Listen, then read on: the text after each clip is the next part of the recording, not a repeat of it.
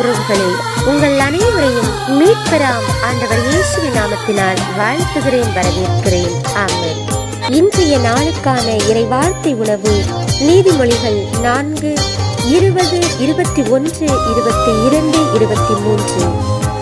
பிள்ளாய், என் வார்த்தைகளுக்கு செவிகொடு, நான் சொல்வதை கவனி.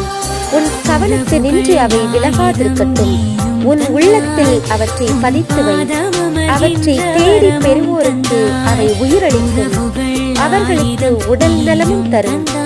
விழிப்பாயிருந்து உன் இதயத்தை காவல் செய், ஏனெனில் அதனின்று பிறப்பவை உன் வாழ்க்கையின் போக்கை உறுதி செய்யும். ஆமென். கிறிஸ்துவில் பிரியமானவர்களே, இன்றைக்கான இறை வார்த்தையின்படி நாம் பார்க்கின்ற பொழுது பச்சை உள்ளத்தில் பதித்து வைக்க வேண்டும் என்றால் ஆண்டவருடைய இறை வார்த்தைகளை நம் வாழ்வை மாற்றும் என்ற நிச்சய உணர்வு